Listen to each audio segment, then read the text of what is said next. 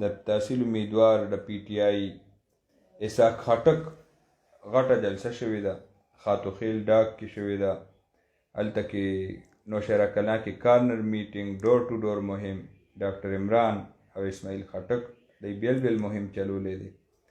څه به وایي چې دا نن کوم نوښار کې د پی ټی آی کومې جلسې شوي، بیا به جمعیت علما اسلام ذکر وکړو.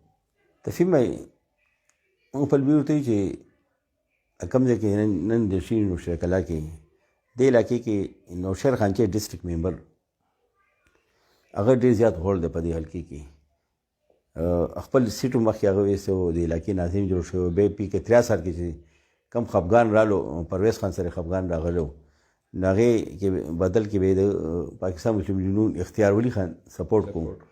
اختیار ولی خان چې و نو نوشهره کلا کې ټول نو سیوا لیډ په نوي کلي کې ملاو شو، او هغه اثر و سوخت وجه په نوښار نوشهره کلا کې نور حلقو کې اختیار ولی کافي ووټ اخیستی و.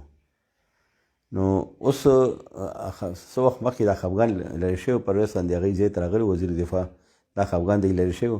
اوس هغې چې دی نوشهر خان فیملی چې دی خاندان مکمل طور اسحاق خټک حمایت کوي او دته انتخابي مهم چلی. او هغې چې کوم برخوردار دی بخشیر، هغه څو ورځې مخکې لوی جلسې ته خطاب هم کړی. هغې جلسې کې ویلي وو چې نه خیر ما ته ووټ رام ونه کړو، اسحاق خټک خامخا کامیاب کوي. ولې اسحاق خټک چې دی نو هغه چې کامیاب شي نو د علاقې کې به ترقي یو نوی عمل شروع شي. نو موږ وایو چې هغې دومره زیات دې پرویز خټک سره اوس مخکې لاړ دي په ملګرتیا کې ورسره، چې هغې هر حالت کې وګوري چې صرف نوی کلی نه، هغې چې نوشهره کلا چې دی په دې کې موږ اسحاق خټک ته موږ لیډ ورکوو. ځکه پرویز خان نن هغې ځای ته لاړو، هلته هغې سره ملاقاتونه مو وکړو او یو اسحاق خټک دپاره حمایت حکمت عملي چې دا آیم ورسره جوړه کړم. اسحاق خټک هلته نوشهره کلا کې جلسې ته خطاب کړی، لویه جلسه وه خاتو خیلې کې، او ډېر خلک ورته راجم او ډېر شمولیت پروګرامونه. کامران موږ ګورو د پی ټی آی چې کوم امیدواران موږ مختلفو ځایونو کې دا جلسې وکتې، د مختلفو امیدوارانو مکتې نچلی سطح ښکته لیول باندې چې کوم امیدواران دي، د دی بیانیه که د پی ټی آی په یو کلي کې امیدواران موږ چې وویو نو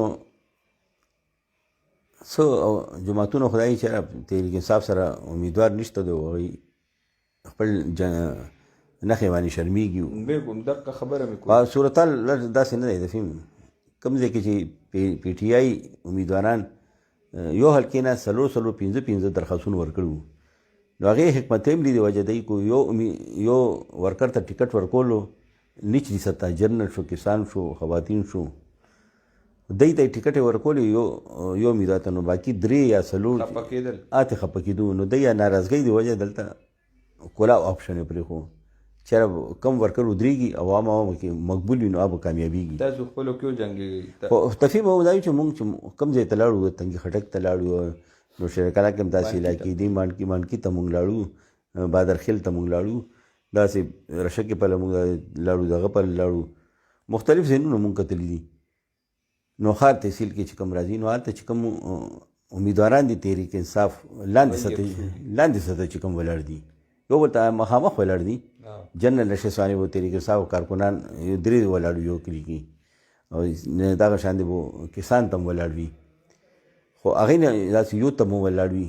خو هغې نه چې موږ تپوس وکړو چې تحصیل کې به تاسو چاته ووټ ورکوئ، نو هغې یاره موږ خپل کې خو مقابله کوو، امیدواران خپل کې امیدواران خو لاندې سطح موږ کوو. خو اسحاق خټک چې دی نو هغه ته موږ ټول امیدواران متفق یو. تحریک انصاف چې څومره امیدواران دي یو بل ته مخامخ ولاړ دي لاندې سطحې، خو تحصیل نشست باندې چې دی موږ اسحاق خټک سره په یو پیج ولاړ یو او موږ اسحاق خټک ته به ټول ووټ ورکوو.